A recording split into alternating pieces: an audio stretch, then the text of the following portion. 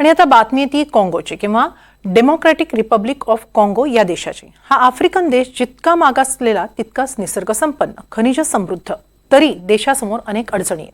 अंतर्गत कलहानं या देशाला पार पोखरून काढलंय। त्यामुळे देशात खनिज असूनही नागरिकांच्या खिशात काही पैसे जात नाहीत।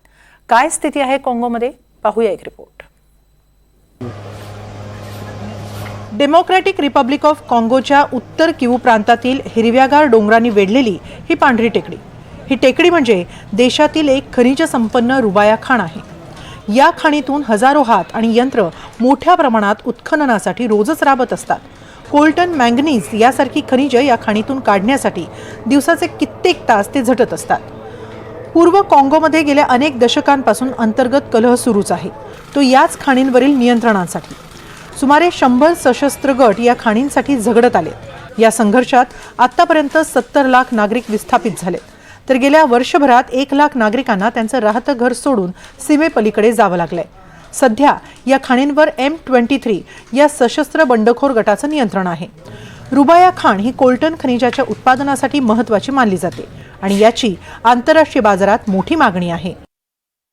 उत्तर किवू प्रांतात या खाणी आहेत। मुख्यतः कोल्टन खनिजाचं उत्पादन इथून काढलं जातं।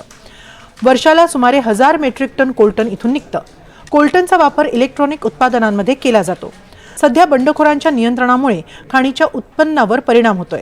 संयुक्त राष्ट्रांनीही खाणींवरील बेकायदेशीर नियंत्रण आणि निर्यातीवर चिंता व्यक्त केली आहे। खाणींवरील नियंत्रणामुळे काँगो आणि रवांडामधले संबंधही तणावपूर्ण झालेत। इथल्या उत्खननाचा पर्यावरणावरही परिणाम होतोय। या खाणींमधील खनिजांसाठी प्रत्येक गटासह रवांडा आणि अर्थात काँगोलाही नियंत्रण हवंय। इथलं खनिज सशस्त्र बंडखोर गटांकडून रवांडामध्ये तस्करी करून पाठवलं जात असल्याचाही संशय आहे, कारण हे देशासाठी उत्पन्नाचं मोठं साधन आहे। मात्र खाणीतून ही मौल्यवान खनिज काढणाऱ्यांच्या हाती मात्र फारसं काही लागत नाही। त्यांची आणि त्यांच्या कुटुंबियांची पोटं उपाशीच राहतात। मी गेली 7 वर्ष इथे खाणीत काम करतोय। मला महिन्याला $40 मिळतात, मात्र ते पुरेसे नाहीत। मुलांना कपडे, लत्ते, शिक्षण, अन्न हवंच की। मी जेव्हा माझ्या उत्पन्नाचा खर्चाप्रमाणे हिस्सा करतो तेव्हा दिसतं की हे पुरेसं नाही, कारण काहीच शिल्लक राहत नाही। तर खनिज उत्पादकांनी मात्र आता परिस्थिती सुधारल्याचा दावा केलाय। मी गेली 13 वर्ष इथं काम करतोय। मी वाझालेंडो अंतर्गत इथं काम करतोय। जेव्हा इथं होते तेव्हा ते आमचा छळ करायचे, कधी कधी आमची खनिजही घ्यायचे आणि पैसेही न्यायचे।